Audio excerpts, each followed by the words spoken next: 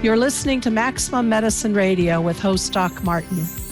How do you step into your maximum potential?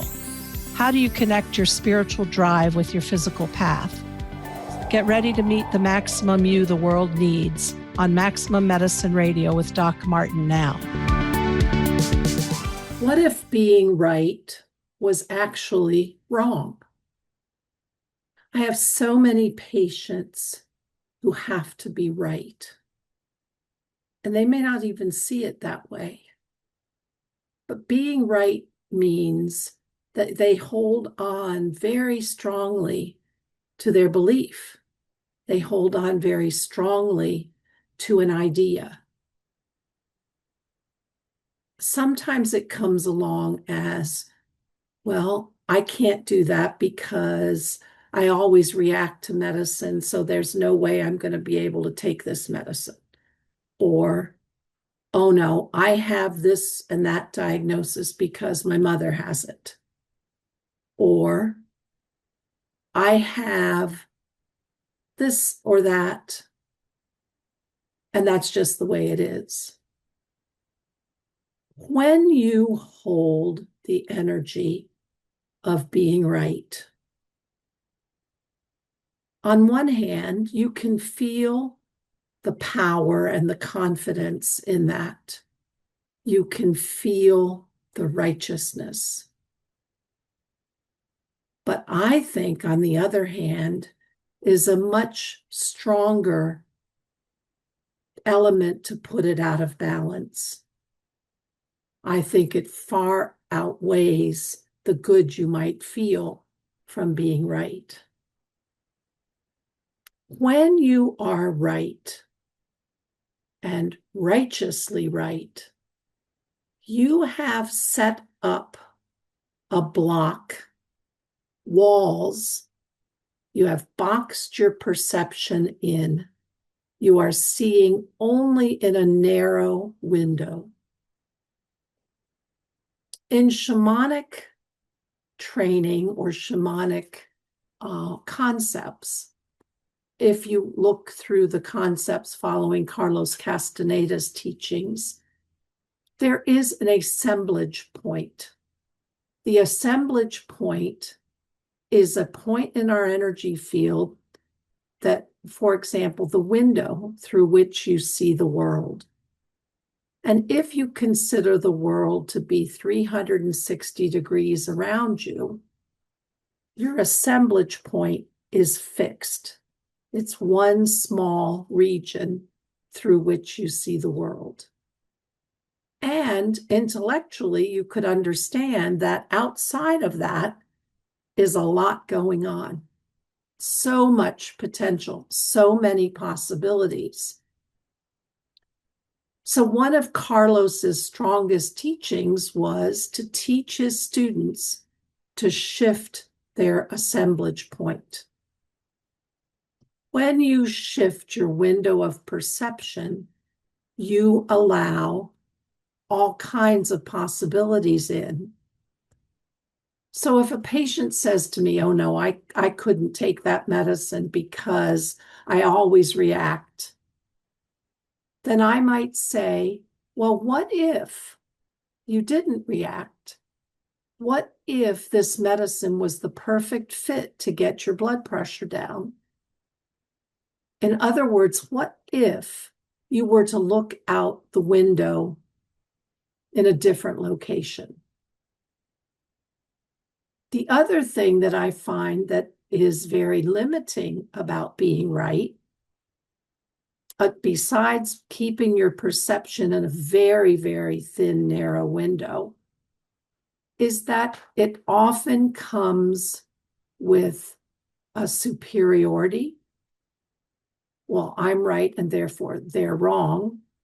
Or I'm right and I'm righteously right, so I am saintly, I am noble, I am holy.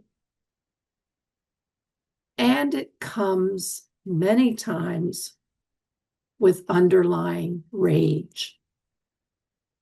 I have many patients who are right many times about things that happened to them in their childhood, where they know they are right compared to how their parents acted or taught.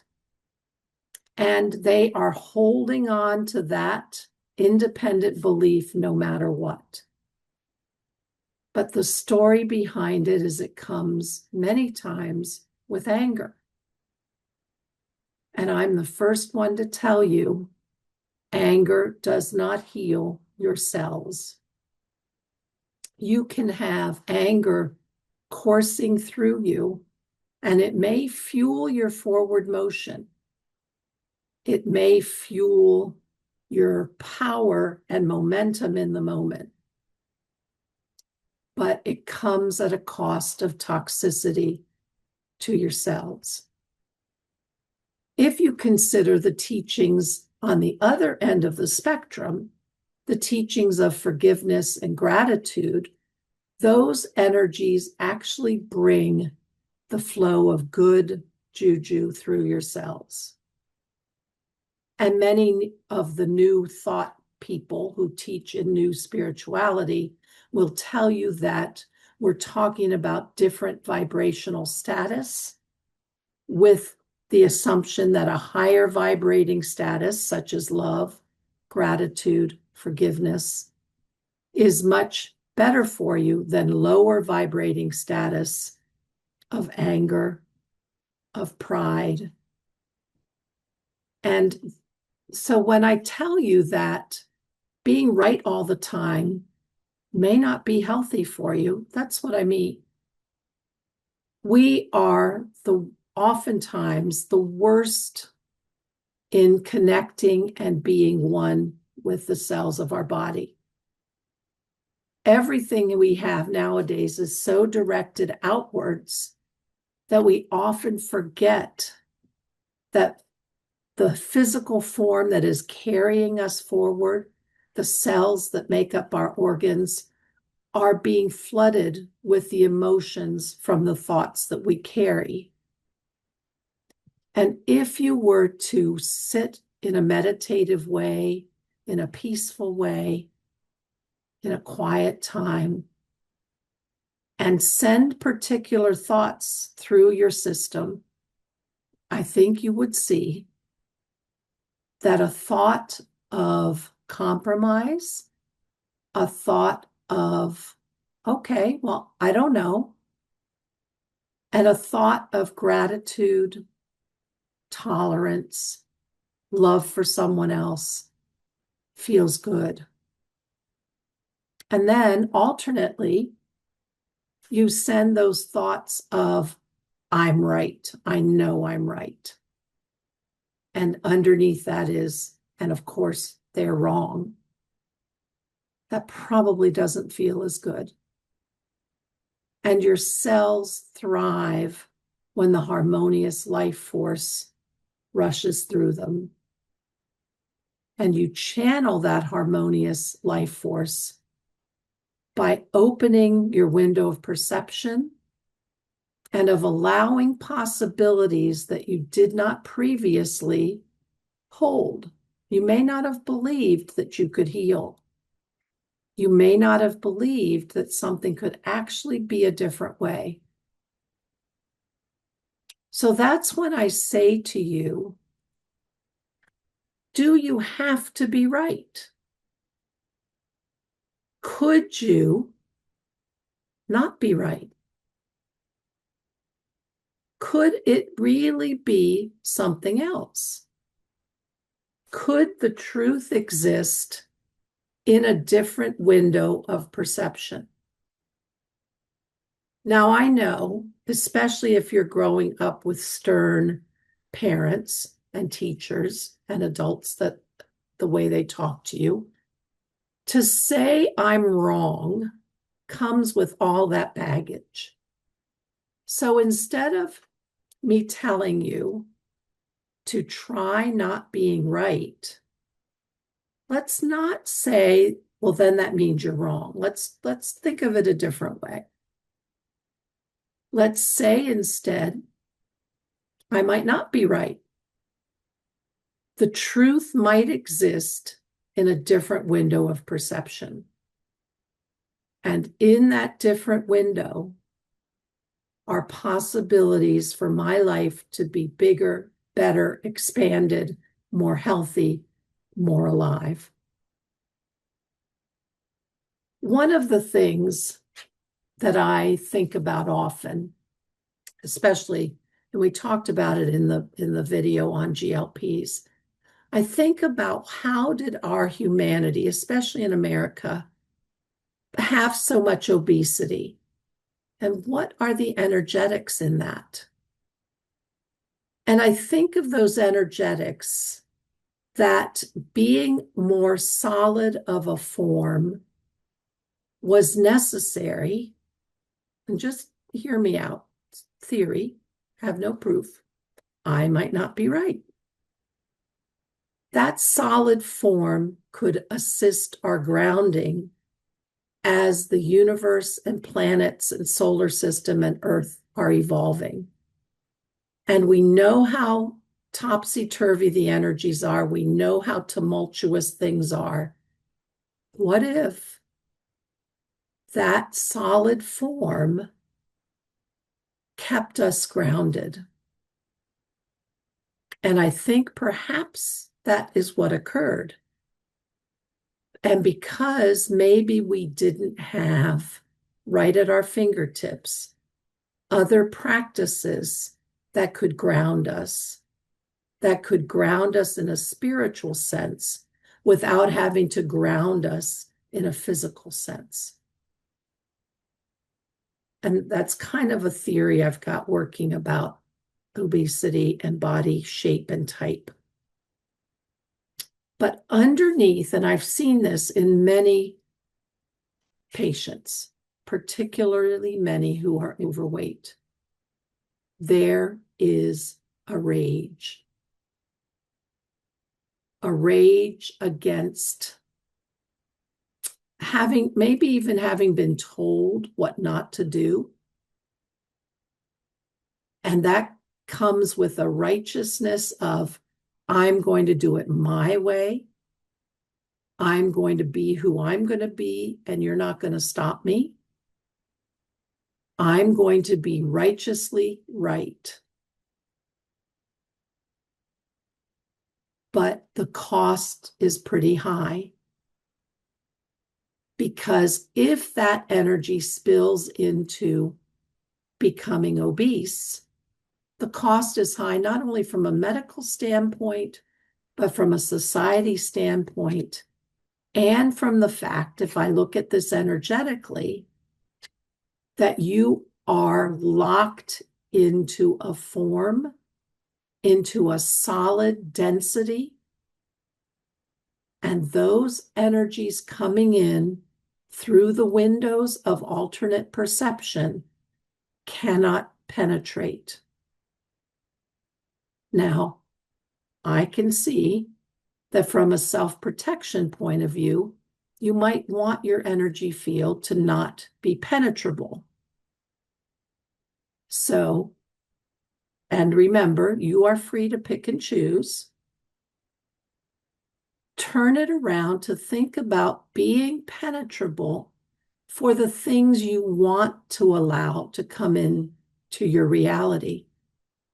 The energies from alternate possibilities, the energies from opening a window of perception elsewhere. So if I say to you, maybe being right isn't the best. Maybe being right isn't all it's cracked up to be. Maybe being right is actually limiting, density producing, isolating, rigid making, and it limits your ability to see the infinite possibilities that are out there.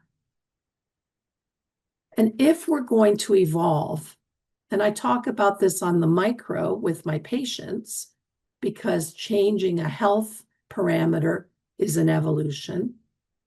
But if we're going to evolve as a species,